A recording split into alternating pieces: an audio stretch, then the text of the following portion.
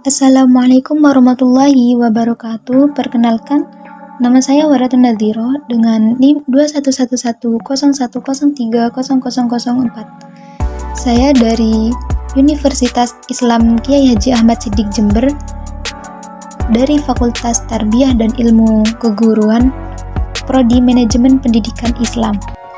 Di sini saya akan menjelaskan tentang inventarisasi dan pemanfaatan sarana dan prasarana untuk memenuhi tugas mata kuliah Manajemen Sarana dan Prasarana, dosen pengampu Nur Ittihadatul Ummah Esos IMPDI.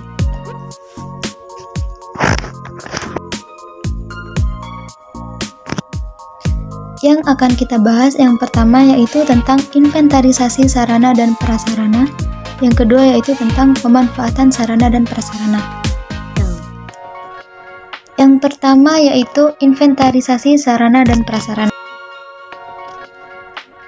Sebelum kita membahas tentang inventarisasi sarana dan prasarana, kita terlebih dahulu membahas tentang pengertian inventarisasi sendiri.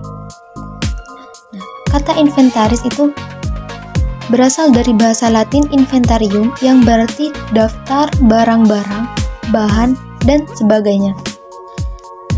Inventarisasi itu adalah suatu kegiatan melaksanakan penggunaan, penyelenggaraan, pengaturan, dan pencatatan barang-barang dan menyusun daftar barang yang menjadi milik sekolah ke dalam suatu daftar inventaris barang secara teratur. Sedangkan yang dimaksud dengan inventaris itu adalah suatu dokumen yang berisi jenis dan jumlah barang yang bergerak maupun yang tidak bergerak yang menjadi milik atau tanggung jawab sekolah. Dengan melakukan inventarisasi ini, maka sekolah akan lebih mudah untuk mengetahui jumlah barang yang diadakan, tahun berapa diadakannya, dan sumber biaya pengadaannya. Sebelum sarana dan prasarana yang baru digunakan, maka perlengkapan sekolah itu perlu diinventarisasi terlebih dahulu. Selanjutnya, pengertian dari inventaris sarana dan prasarana pendidikan itu ialah suatu kegiatan pencatatan atau pendaftaran barang-barang milik lembaga atau sekolah ke dalam suatu daftar inventaris barang secara tertib dan teratur menurut ketentuan dan tata cara yang berlaku. Barang inventaris sekolah itu adalah semua barang milik negara yang dikuasai oleh sekolah, baik yang diadakan atau dibeli melalui dana dari pemerintah, komite sekolah, dan masyarakat, maupun yang diperoleh sebagai pertukaran, hadiah, atau hibah, serta hasil usaha pembuatan sendiri dari sekolah yang guna menunjang kelancaran proses belajar mengajar. Menurut Imron, terdapat 3 jenis kegiatan yang harus dilakukan yang berkenaan dengan inventarisasi. Yang pertama yaitu pencatatan sarana dan prasarana sekolah ke dalam buku-buku sarana dan prasarana. Yang kedua yaitu pemberian kode terhadap sarana dan prasarana yang selesai dicatat. Dan yang ketiga yaitu pelaporan sarana dan prasarana kepada pihak-pihak yang selayaknya menerima laporan pencatatan sarana dan prasarana sekolah. Dalam inventarisasi sarana dan prasarana itu terdapat beberapa buku yang menjadi kelengkapannya.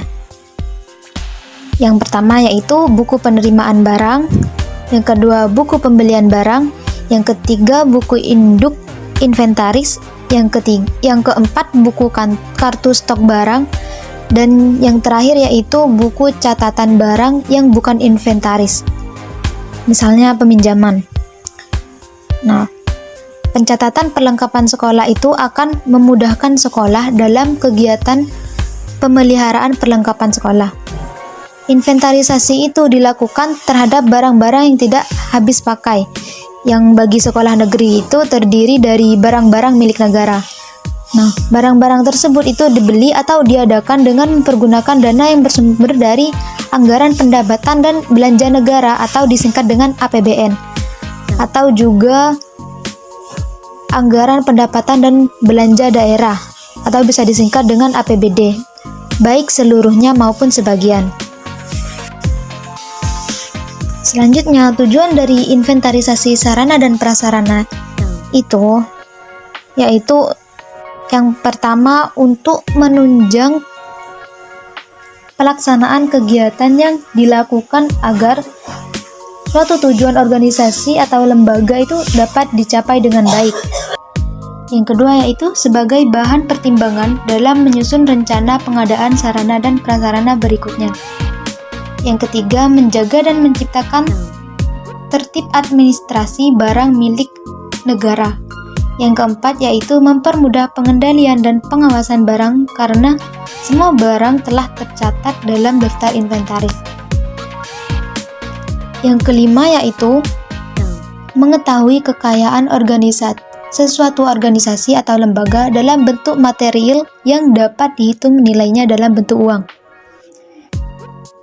Yang selanjutnya yaitu dapat mengetahui kondisi atau keadaan barang inventaris milik suatu organisasi atau lembaga. Kondisinya itu dalam keadaan baik, rusak, maupun sudah rusak berat, nggak bisa diperbaiki gitu. Dan yang selanjutnya yaitu tujuannya untuk mengetahui apakah barang milik negara itu dapat dimanfaatkan dengan sebaik-baiknya. Karena hal ini akan dapat diketahui berdasarkan keadaan dan kondisi barang. Yang selanjutnya yaitu untuk mengetahui apakah penggunaan dana dalam suatu organisasi atau instansi itu dipergunakan secara efisien dalam menyusun rencana pengadaan sarana dan prasarana berikutnya. Selanjutnya yaitu manfaat dari inventarisasi sarana dan prasarana pendidikan. Yang pertama yaitu menyediakan data dan informasi dalam rangka menentukan kebutuhan dan menyusun rencana kebutuhan barang. Yang kedua yaitu memberikan data dan informasi untuk dijadikan bahan atau pedoman dalam pengadaan barang. Yang ketiga yaitu memberikan data dan informasi untuk dijadikan bahan atau pedoman dalam penyaluran barang. Yang keempat, memberikan data dan informasi dalam menentukan keadaan barang, entah itu dalam keadaan rusak atau sudah tua, sebagai dasar untuk menetapkan penghapusannya. Dan yang terakhir yaitu untuk memberikan data dan informasi dalam rangka memudahkan pengawasan dan pengendalian barang inventarisasi sarana dan prasarana. Pokok pembahasan selanjutnya yaitu tentang pemanfaatan sarana dan prasarana. Pemanfaatan sarana dan prasarana itu adalah keseluruhan proses dalam pendayagunaan berbagai fasilitas atau sarana dan prasarana yang dapat menunjang dan memperlancar jalannya kegiatan belajar mengajar, baik secara langsung maupun tidak langsung. Sarana dan prasarana pendidikan yaitu perlengkapan atau peralatan yang secara langsung dipergunakan dalam proses belajar mengajar. Misalnya seperti gedung, ruang kelas, meja, kursi, serta media pengajaran. Sarana dan prasarana pendidikan itu adalah fasilitas yang secara tidak langsung itu dapat menunjang jalannya proses pengajaran, seperti halaman, kebun, taman sekolah, dan jalan menuju sekolah. Jika sarana dan prasarana ini dimanfaatkan secara langsung untuk proses belajar mengajar, seperti taman sekolah atau halaman sekolah yang dijadikan sebagai lapangan olahraga, maka komponen tersebut itu berubah posisi menjadi sarana pendidikan. Ketika prasarana difungsikan sebagai sarana, berarti prasarana tersebut menjadi komponen dasar. Akan tetapi, jika prasarana berdiri sendiri atau terpisah, berarti posisinya itu menjadi penunjang terhadap sarana. Sarana belajar itu memegang peranan yang sangat penting dalam mendukung tercapainya keberhasilan belajar. Karena dengan adanya pemanfaatan sarana belajar yang tepat dalam pembelajaran, itu diharapkan untuk mampu memberikan kemudahan dalam menyerap materi yang disampaikan. Pemanfaatan sarana belajar yang tepat merupakan faktor yang harus diperhatikan dalam kegiatan belajar.